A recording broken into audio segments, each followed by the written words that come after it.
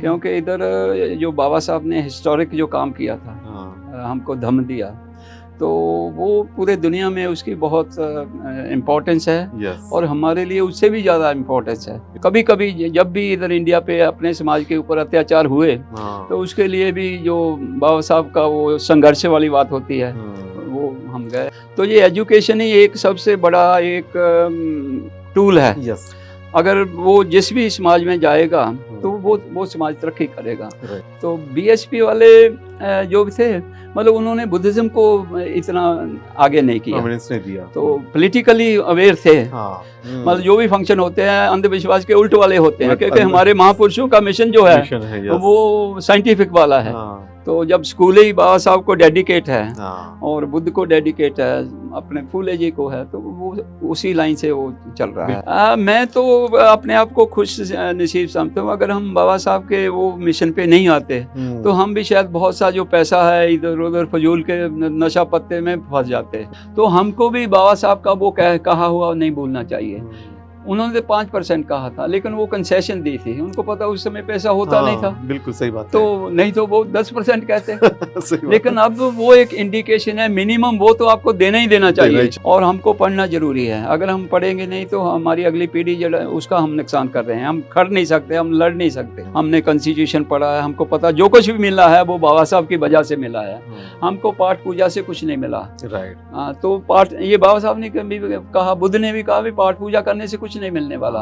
तो हमको भी वो जो है वो पुराने समाज से निकलकर बाबा साहब के बताए मार्ग पर 22 प्रतिज्ञा को फॉलो करना चाहिए।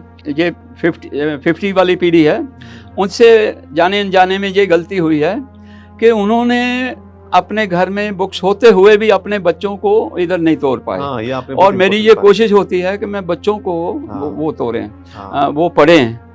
आवाज इंडिया टीवी में आपका स्वागत है। धम्म दीक्षा समारोह के लिए दीक्षा भूमि पे देश विदेश से काफ़ी लोग आते हैं, लाखों की तादाद में लोग आते हैं। और ऐसे ही एक शख्स जो हमेशा, जिनके प्रति हमारे देश के संदर्भ में बहुत प्यार है, जो वैसे तो पंजाब से, जालंधर से हैं, लेकिन काफ़ी लंबे समय से लंदन में रहते हैं। और उसके बावजूद भी प्रतिवर्ष 3-4 बार शायद वो आते ही होंगे नागपुर में या फिर समूचे भारत भर में। और इनकी हमारे साथ में है सोहनलाल गिंडा जी। सोहनलाल गिंडा जी एक ऐसे शख्स है कि जो इस उम्र में भी लगातार समाज की बेहतरी के लिए, भलाई के लिए काम करते रहते हैं। और सबसे बड़ा काम है उनका शिक्षा क्षेत्र में। भारत में लगभग 22 स्कूल बनाने का उनका सपना है। और जालंधर का स्कूल जो है वो एक मॉडल है। और जालंधर के स्कूल ने एक नई दिशा भी जो दिखाई है कि अम्बेडकरेट मिशन और विजन पर, बुद्धिज्म पे ये स्कूल काम करता है। तो सोहनलाल जी, आपका बहुत बहुत स्वागत है। दीक्षा भूमि में आप आए हैं और लगातार 7 दिन से आप नागपुर में हैं। क्या सोच लेके आए हैं दीक्षा भूमि इस बार? हाँ, ये हमारे लिए बहुत एक ऐतिहासिक समा होता है। और जैसे आप देख भी सकते हैं कि मैं 76 साल का हो गया हूँ। और वो गोल्डन जुबली, सिल्वर जुबली या कुछ वो भी समझो, बड़े लंबे समय से इधर आ रहे हैं। क्योंकि इधर जो बाबा साहब ने हिस्टोरिक जो काम किया था, हमको धम्म दिया, तो वो पूरे दुनिया में उसकी बहुत इम्पोर्टेंस है। और हमारे लिए उससे भी ज़्यादा इम्पोर्टेंस है। क्योंकि वो अगर हम इसके ऊपर नहीं चलते तो फिर हम अपने आप को बाबा साहब के श्रद्धालु नहीं कहा सकते। क्योंकि बाबा साहब चाहते थे कि हम पुराने समाज सिस्टम से निकलें और जिसमें हमको कुछ राइट नहीं है, और ये एक आज़ादी का जो धम्म है, मार्ग है, तरक्की का मार्ग है, उसके ऊपर आएँ। तो हम हर साल तकरीबन पिछले 35-36 साल से इधर आ रहे हैं। और आने का बड़ा चाव भी होता है और बहुत से लोगों को इधर लाते भी हैं। अच्छा। इससे पहले पंजाब वाले लोग कभी नागपुर आते नहीं थे। लेकिन जब से स्कूल का स्टाफ और वो आने लगा है, तो इधर से जाकर 5-6 महीने तो नागपुर की बात होती रहती है। अच्छा। क्योंकि उनको यहाँ का जो माहौल है वो एक्चुअल में देखते हैं कि जो बाबा साहब ने कन्वर्शन की थी, इधर बहुत से बड़ी गिनती में, लाखों की गिनती में उस समय लोगों ने बाबा साहब के कहने पे ऊपर चले, उसको अपनाया और वो हर फील्ड में आगे बढ़े। जब देखते हैं इधर बहुत से डॉक्टर मिलेंगे, आर्किटेक्ट मिलेंगे, टीचर मिलेंगे, प्रोफेसर मिलेंगे, कलाकार मिलेंगे, हर तरह, हर फील्ड में जहाँ के लोग मिलेंगे। तो ये सब वो बाबा साहब की वो जो उन्होंने दिन रात आखिरी दम तक हमारे लिए, समाज के लिए, देश के लिए करते रहे, वो उनके ऊपर चले। और वही, क्योंकि हम भी जब 1969 में 19 साल के थे, अच्छा, 19 ईयर, दैट वाज 1969, तो यूके में हमने बाबा साहब को ज़्यादा पढ़ा जाकर। अच्छा, वहाँ लाइब्रेरी में जाने का शौक था। हाँ, इतना लिटरेचर बुद्धिज़्म के ऊपर था, राइट, भाई आप हैरान रह जाते थे। बड़ी बड़ी लाइब्रेरी और सेक्शन होता था, रिलीजियस का, इकोनॉमिक, साइंस, सोशल। तो वहाँ देखकर हैरानी हुई कि वो, हालांकि बीइंग ए क्रिश्चियन कंट्री, लेकिन बुद्ध के बारे में इतना लिटरेचर था। तो बहुत यानी फख्र भी होता था। लेकिन वो फिर जैसे ही हमारे पास, हमने धनंजय कीर की लाइफ एंड मिशन पढ़ी इंग्लिश में, तो उसमें वो पूरा चैप्टर था कन्वर्शन टू बुद्धिज्म। तो फिर हमने सोचा अभी तो रास्ता ही क्लियर है, अच्छा, हमको मेहनत ही करने की लोड़ नहीं, बाबा साहब ने तो हमारे लिए वो कर दिया कि भाई यही is the best for you. तो फिर हमने जो यूथ बैंक था कन्वर्शन कर ली जाकर। फिर जो बाबा साहब ने 22 प्रतिज्ञा का करा, हम उसको पूरे के पूरे तरह फॉलो किया। तो फिर था कि उसको प्रचार करने के लिए हमने बड़ी टीम से हटकर बी टीम बनाई। अच्छा, उसका नाम रखा doctor Ambedkar memorial committee of great Britain. Okay. तो उसका यही काम था कि मेंबरशिप की जाए, नए नए जाके लोगों को जोड़ा जाए और वो पैसे से लिटरेचर छापा जाए। क्योंकि इधर भी आप देखते हैं कि जब पहले नहीं था, और जैसे जैसे लिटरेचर आया तो लोगों में बहुत वो जागृति आई। तो वहाँ भी किया, और फिर वहाँ भी बुद्ध विहार बनाए। और कभी कभी जब भी इधर इंडिया पे अपने समाज के ऊपर अत्याचार हुए, तो उसके लिए भी जो बाबा साहब का वो संघर्ष वाली बात होती है, वो हम गए। तो आपने जालंधर में भी काफी बुद्धिस्ट टेम्पल बनाए, काफी बुद्ध विहार बनाए। हाँ, तो वो कैसे प्रेरणा है आपको? हाँ, वो क्या था, हम देख रहे थे कि पंजाब में भले कुछ राइटर हुए हैं, जिसमें LR बाली जी हैं, उन्होंने लिटरेचर तो बहुत छापा, उनके पास जानकारी भी थी, लेकिन बुद्धिज्म के ऊपर किसी ने काम नहीं किया। क्योंकि ये हार्ड काम था। और कोई भी जो नया काम होता है ना, उसके लिए आपको चैलेंज के साथ लेना पड़ता है, आसान नहीं है। तो ह्यूमन नेचर ही ऐसी है कि हम आसान जो काम है वो जल्दी ले लेते हैं, और जो हार्ड काम होता है वो लेते नहीं। और इसी वजह से अपना जब हम हिस्ट्री पढ़ते हैं तो उंगलियों पे गिने हुए वो महामानव हैं जिन्होंने वो चैलेंज लिया, और आज उनका नाम चल रहा है। और पहले भगवान सिद्धार्थ गौतम बुद्ध थे, उसके बाद फिर ये अपने कबीर जी, रैदास जी, फिर करते करते और जितने भी फूले जी, अपने तुकाराम वगैरह, वो एक लड़ी चलती है। तो उसके बाद फिर उसको जो जोर पकड़ा वो फूले जी से शुरू हुआ। फूले जी ने देखा जब, तो उन्होंने अपनी सावित्रीबाई को आगे करके स्कूल चलाया, एजुकेशन। तो ये एजुकेशन ही एक सबसे बड़ा एक टूल है। अगर वो जिस भी समाज में जाएगा तो वो समाज तरक्की करेगा। तो उन्होंने भी अपने समय, ऐसा पढ़ते हैं कि 18 स्कूल बनाए, ऐसा पढ़ते हैं। तो उसके बाद फिर बाबा साहब आते हैं। तो बाबा साहब भी बाहर देशों में गए, देखा, और उनके ऊपर भी बहुत बढ़िया असर पड़ा। तो उन्होंने भी पीपल एजुकेशन सोसाइटी बनाकर बहुत से कॉलेज बनाए, औरंगाबाद, मिलिंद कॉलेज, ये वो। तो वो एजुकेशन का जहाँ महाराष्ट्र के आजू बाजू गुजरात के लोगों का भी उसको बहुत फायदा हुआ। तो फिर हमने देखा भाई, हम जब से गए, हम इंडिया पंजाब में पहले RPI के लिए भी काम करते रहे। अच्छा। लाइब्रेरी बनाना, ये करना, जी प्ले कर देना, तरह तरह का कोर्स करते रहे। क्योंकि हम वो था कि भाई बाबा साहब ने पूरा ला दिया, तो हमें क्या, हमारी कुछ जिम्मेदारी उसके वजह से हमको करना चाहिए। तो हमने वो, बाबा साहब तो 5% 10% की बात करते हैं, हमने कहा नहीं, आधा इधर का घर का, आधा मिशन का। अच्छा, आधा मिशन का। ये बहुत अच्छा है। तो इसके लिए पहले से चैलेंज रहा भाई, आप एक पास तरफ हो जाओ, हम अकेले काम करना है। बिल्कुल। तो वो भावना से ही हम ये आगे बढ़ते रहे। फिर देखा भाई इधर RPI का काफ़ी डाउनफॉल हो गया, फिर उसके बाद BSP की मूवमेंट आ गया। तो BSP वाले जो थे, मतलब उन्होंने बुद्धिज्म को इतना आगे नहीं किया, नहीं दिया। तो पॉलिटिकली अवेयर थे। लेकिन अगर बाबा साहब के अपने जो धम्म के मार्ग के ऊपर नहीं चलते, क्योंकि उनका तो वही था भाई, देखो ना भाई, मैं भारत को बौद्धमय बनाना है, तो अगर हम उनके वो रास्ते पे नहीं चलेंगे तो बौद्ध धर्म कैसे, बौद्धमय कैसे बनेगा। बिल्कुल। तो फिर जब देखा तो हमको लगा भाई नहीं, पंजाब में भी बौद्ध की मूवमेंट, अब हमने पॉलिटिकली देख लिया, अब ये बुद्धिज्म की बात करते हैं, तो धर्म की बात करेंगे। और फिर हमने इसके लिए पंजाब में बौद्ध धर्म प्रचार समिति बनाई। अच्छा। और वो ट्रस्ट बनाया, international Buddhist mission trust, IBMT।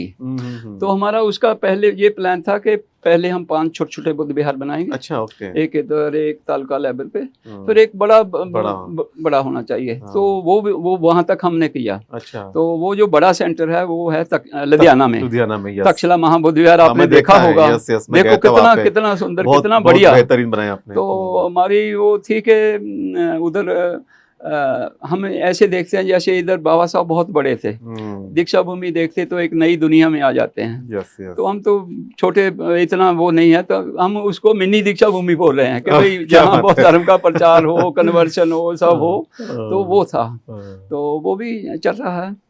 फिर छोटे छोटे बुद्ध, फिर देखा कि लोग, पंजाब के लोग इतने परेशान नहीं है, इसलिए वो थोड़ा मस्ती टाइप के लोग हैं, मतलब मजे के हैं, तो वो इधर आ नहीं रहे। तो हमने देखा भाई फिर बुद्ध विहार बनाने का इतना फायदा नहीं हो रहा। अच्छा। क्योंकि प्रचार नहीं हुआ। पहले उसका प्रचार होना चाहिए था। वो नहीं हुआ, लोग नहीं जा रहे।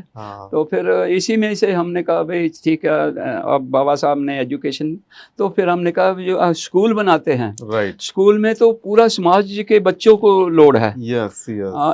आप 15 बुद्ध विहार 15 गांव में बना लो, तो कोई बहुते लोग आए नहीं, फर्क नहीं पड़ेगा, बनते नहीं मिलेंगे, जिंदा लगा रहेगा, काफी पैसा। लेकिन अगर 15-20 गांव के बीच में एक स्कूल बना लो, तो पूरे समाज का वो करेगा। उसकी मिसाल हमारे आपके सामने है। जो स्कूल है वो बाबा साहब की गाइडलाइन के हिसाब से बना है।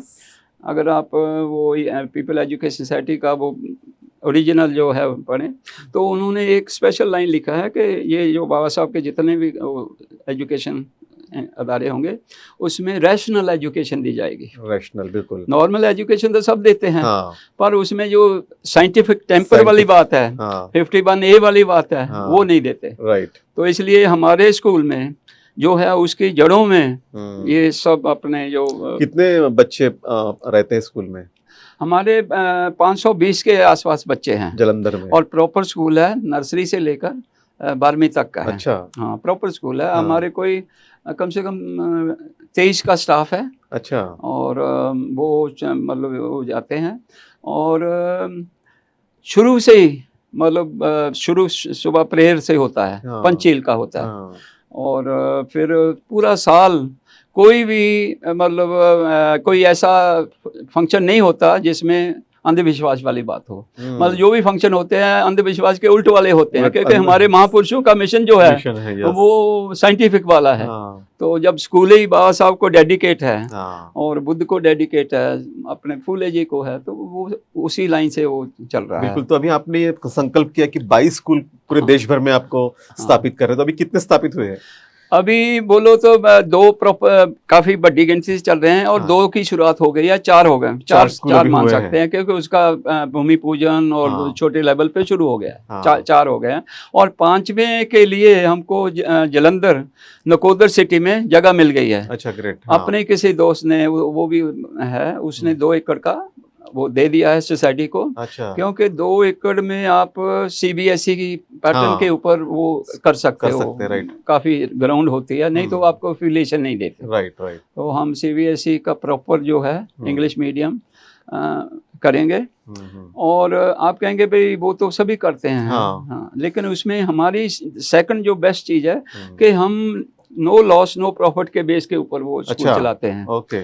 हाँ, तो वो क्या है कि वहाँ एक रिक्शे वाला भी अपने बच्चों को पढ़ा सकेगा। अच्छा। कोई मजदूर है वो भी पढ़ा सकता है, कोई किसान है वो भी पढ़ा सकता है। ओपन टू एवरीबॉडी, ये नहीं सबके लिए है। बिल्कुल। हाँ, सबके लिए। हाँ जी। तो ये स्कूल से आपने जब से शुरू किया, क्या बदलाव आपने देखा है? हमने देखा वो जब वो दूसरे कहीं भी जाते हैं ना, तो वो स्कूल वाले खुद बताते हैं कि भाई ये अलग से हैं, इसमें डिसिप्लिन बहुत है। अच्छा। वो लड़ाई झगड़ा नहीं करते, बड़े सीरियस रहते हैं, अपनी जिम्मेवारी अच्छी तरह करते हैं। जबकि दूसरे स्कूलों वाले बच्चे वो हुल्लड़बाजी में जो भी माहौल है, क्योंकि ये स्कूल में डिसिप्लिन सिखाया जाता है, इसमें मॉरल एजुकेशन दी जाती है कि भाई सबको भाई बहन अपने फैमिली की तरह करना है। तो माहौल ही ऐसा है कि वो जो हमारे पास 10, 12, 14 सब बच्चा रहता है, तो वो शरारत करने का चांस मतलब 1000 में एक बच्चा तो कोई निकल सकता है, बाकी जो बच्चे हैं एकदम बहुत आगे जाते हैं। बिल्कुल। आप जिक्र कर रहे थे कि 1969 में आप पहली बार दीक्षा भूमि आए थे और आप फिर से इस बार भी आए हैं, तो इस बार आप कुछ स्टॉल भी लगाने वाले दीक्षा भूमि पे, क्या अपील करने वाले लोगों से? हाँ, मैं स्पेशली इस बार आया हूँ, बहुत समय से था कि हमारा भी कोई स्टॉल होना चाहिए और स्टॉल लगाने के लिए वॉलंटियर चाहिए, वो नहीं मिले। और इस बार हमारी एक नई यूनिट चंद्रपुर में शुरू हुई है, तो वहाँ उनके कुछ लिंक्स इधर हैं, तो हम उनको आगे करके उनको पूछा भाई ये आप संभाल सकते हो? तो वो कहते हैं हाँ कर दें। तो उसकी वजह से वो जो है वो सब काम करेंगे। हमें खुशी होगी कि बाबा साहब की वो जो लाइन हमने उधर पंजाब में शुरू की है, ये दीक्षा भूमि में भी उसकी शुरुआत है, क्योंकि ये चंद्रपुर भी इधर 2 घंटे लगते हैं, दूसरी ब्रांच उधर है, तो एक इतना बड़ा इकट्ठा होता है, तो उससे जो भी लोगों को पता चलेगा वो इसके बारे में आगे कुछ सोचेंगे और हमारा साथ देंगे और हम आगे बढ़ेंगे। बिल्कुल। एक सवाल मेरा था कि आप 1969 से जब से आपने बाबा साहेब को पढ़ा, तो आपके अंदर में एक क्रांति की ज्वाला आई और आपने काफ़ी कुछ सोसाइटी के लिए किया है, करते रहते हैं हमेशा। आज जब आप मुड़ के देखते तो अपने आप को क्या पाते हैं? किस तरह से समाज बदला है? किस लेवल का जागृति आई है? मैं तो अपने आप को खुश नसीब समझता हूँ। अगर हम बाबा साहब के वो मिशन पे नहीं आते तो हम भी शायद बहुत सा जो पैसा है इधर उधर फजूल के नशा पत्ते में फंस जाते। और ये इतने स्पीड से करते हैं, हम ये करते हैं कि उन लोगों को नशे का वो होता है, हमको ये नशा है भाई जितना पैसा वो बर्बाद उस पर करते हैं, उससे ज़्यादा पैसा ये इधर खर्च के और समाज को हेल्प उठाने का काम करते हैं, विशेष काम करते हैं। बिल्कुल। तो आप समूचे भारत में आप घूमते रहते हैं, आप राजस्थान भी जाएंगे, आप एमपी में भी जाएंगे, किस तरह से आप उसका माहौल बदलते हुए देखते हैं बाबा साहब के विचारों से? अभी पहले से बाबा साहब के बारे में बहुत लोगों में जागृति है। अच्छा। लेकिन अभी वो सीरियस नहीं हुए, बहुत कम लोग हैं जो सीरियस हैं। नाम से तो वो सब है, घरों में फोटो भी लगा लेते हैं, वो है। अब कमी कहाँ है कि वो बाबा साहब के लिटरेचर पढ़ते नहीं है। अच्छा। और जो बाबा साहब, जब तक आप लिटरेचर नहीं पढ़ेंगे, रियल हिस्ट्री नहीं पढ़ेंगे, तो आप में वो करंट नहीं आएगा। राइट। क्योंकि पूरी इन्फॉर्मेशन नहीं है, सुनी सुनाई बात में बड़ा फर्क होता है। गलत भी हो सकता है, गलत इंटरप्रिटेशन भी होती है। जब आप खुद ये पढ़ोगे ना तो फिर वो हुआ है। और दूसरा, एक पीढ़ी ने, मैं आपको ब्लेम नहीं देता, क्योंकि नया नया होता है। हमारे जो ये 50 वाली पीढ़ी है, उनसे जाने अनजाने में ये गलती हुई है कि उन्होंने अपने घर में बुक्स होते हुए भी अपने बच्चों को इधर नहीं तोड़ पाए। और मेरी ये कोशिश होती है कि मैं बच्चों को वो तोड़ें, वो पढ़ें। बाहर हम देखते हैं, जब पूछते हैं भाई आप इंडिया से आए हो, आप महाराष्ट्र से आए हो, कोई किताब लेकर आए हो, तो कोई भी, मैंने सिर्फ एक बच्चा देखा, दिल्ली से गया था, तो उसने कहा हाँ सर मैं, अंकल जी मैं लेकर आया हूँ। कि मैंने कहा बताओ कौन सी? कहते मैं बुद्धा हिंदमा लेकर आया। अच्छा, तो मैंने कहा ये इधर मैं इसे अपील करता हूँ, रिक्वेस्ट करता हूँ सभी भाइयों को, जब भी हमारा बच्चा बाहर जाए, वो बच्चे के साथ 2-3 किताबें ऐसी दी जाए ताकि वो जब भी उसका थोड़ा टाइम मिले वो पढ़े। और वो कौन सी किताब, जैसे बाबा साहब की लाइफ एंड मिशन जरूर होनी चाहिए, क्योंकि जब तक हम वो नहीं पढ़ेंगे तो हमारे में वो जो है वो नहीं आएगा। और हमको पढ़ना जरूरी है। अगर हम पढ़ेंगे नहीं तो हमारी अगली पीढ़ी जो है उसका हम नुकसान कर रहे हैं। हम खड़ नहीं सकते, हम लड़ नहीं सकते, हमारा सेल्फ रिस्पेक्ट नहीं है। तो जब तक आप पढ़ेंगे तो फिर ही लड़ेंगे ना। बिल्कुल, नए जनरेशन ने किताबें पढ़नी चाहिए और सबकी जिम्मेदारी है माँ बाप की कि अपने बच्चों को वो पढ़ाए, किताबें पढ़ाए। तो आप अभी लंदन में रहते हैं काफी समय से, तो क्या बदलाव देखते हैं? काफी लोग भी यहाँ से, महाराष्ट्र से भी गए हैं, पंजाब से भी गए हैं, काफी स्टेट से वहाँ पे लोग आते हैं। आप लोग आपस में मिलते हैं, कुछ भाईचारा बनाते हैं वहाँ पे? नहीं, वहाँ तो हमने सेंटर बना रखे हैं, हेल्प भी करते हैं। अच्छा। लेकिन जहाँ के जो वो फिर करते हैं, वे इधर के पेरेंट्स जिनके बच्चे उधर पढ़ते हैं, वो उनको मिलने के लिए जाते हैं। खुशी की बात है, जाएं। लेकिन मैं उसको वो कहते हैं, जब वो उधर जाते हैं एक ट्रिप के लिए 1.5-2 लाख रुपया तो खर्च होता ही होगा। लेकिन जो इधर संस्थाएं चल रही हैं, जैसे हमारी एजुकेशन सोसाइटी चल रही है, या कोई और इधर कोई एजुकेशन की है, नागलोक सोसाइटी है, कोई और है, वो इधर जुड़े हैं। ये संस्था इधर जुड़ेगी, ज्यादा काम करेंगे, और इधर से जो बच्चे इधर से पढ़कर जाएंगे तो वो बाहर जाके भी हमारे लिए, हमारा समाज जो है काफी स्ट्रेंथ में आएगा। अगर हम अपने बच्चों को, खुद के बच्चों को, जो हम कहते हैं भाई हमने तो, हमारे दादा ने दीक्षा ली थी, ठीक है, दीक्षा ली, वो तो अनपढ़ थे, नहीं पढ़ सकते थे। आप पढ़ सकते हैं, आपको पता है एजुकेशन की वैल्यू क्या है। और जो हम लड़ते हैं, क्योंकि हमने बाबा साहब को सुना या पढ़ा, इसलिए लड़ सकते हैं। अगर हमने सुनी सुनाई बात होती तो हम नहीं लड़ सकते थे। हमने कॉन्स्टिट्यूशन पढ़ा है, हमको पता जो कुछ भी मिला है वो बाबा साहब की वजह से मिला है। हमको पाठ पूजा से कुछ नहीं मिला। तो पाठ, ये बाबा साहब ने कहा, बुद्ध ने भी कहा, पाठ पूजा करने से कुछ नहीं मिलने वाला। जो हमारा मिशन है, जैसे मैं अभी, क्योंकि चल रहा है, तो बहुत से पंजाबी उस समय जब बाबा साहब जिंदा थे, बहुत से जाते थे वहाँ, दिल्ली जाना आसान था।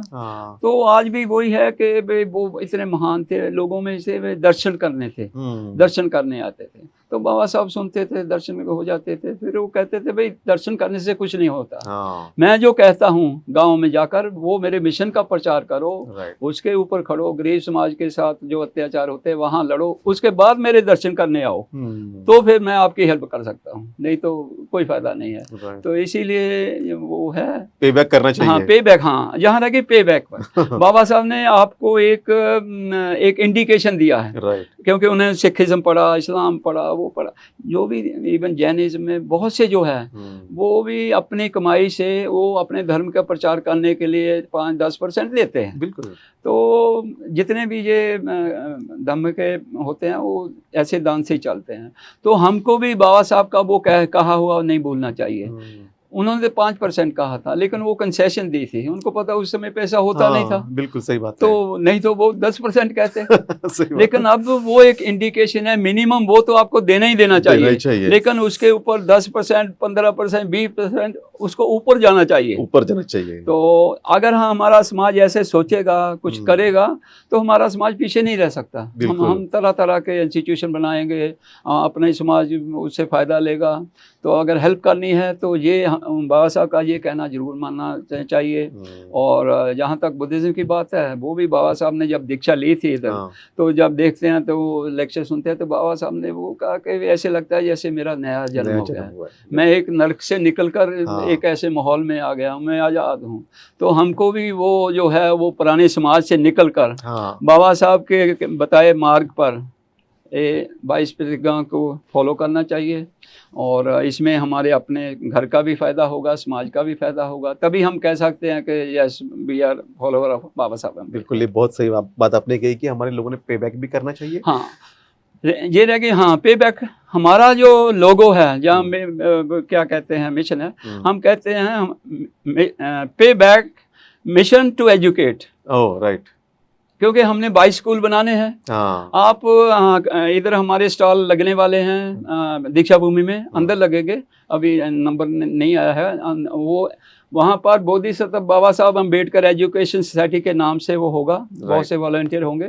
और हम चाहेंगे कि जो भी अपने पढ़े लिखे लोग हैं, स्टूडेंट हैं, वो उधर आएँ, हम उनको पूरी इन्फॉर्मेशन दें, ताकि ये अपने जो आगे वाले जो स्कूल हैं उसको कामयाब करें। और जो हम पैसा इधर उधर दूसरी जगह पे कुछ फजूल में खर्चे हैं, वो पैसा सही जगह पे लगे, और पूरा जो समाज है वो आगे बढ़ सके। बिल्कुल, तो ये बहुत महत्वपूर्ण बात कही है कि पेबैक सोसाइटी के माध्यम से सर स्वयं जो है अपने कमाई का 50% हिस्सा जो है सोसाइटी के लिए लगाते हैं, चाहे बुद्ध विहार बनाने हो या फिर चाहे इंस्टीट्यूशंस बनाने हो।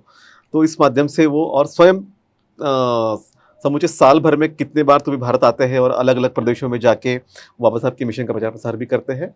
और ये बहुत अच्छी सर ने बात कही कि हमें तो पढ़ना ही है बाबा साहब को, लेकिन अपने जनरेशन को भी पढ़ाना चाहिए। हमारे जो भी बच्चे जो आईटी में जा रहे हैं, कई जा रहे हैं, उन्होंने भी बाबा साहब के मिशन, लाइफ एंड मिशन को पढ़ना चाहिए, तभी जाके वो आगे आएंगे, बढ़ेंगे, और उनमें भी वो जो सोसाइटी के प्रति की भावना है, वो भावना जागृत होगी। तो बहरहाल आप हमारे बीच में हमसे बातचीत की, उसके लिए आपका बहुत बहुत धन्यवाद। जय भीम। जय भीम।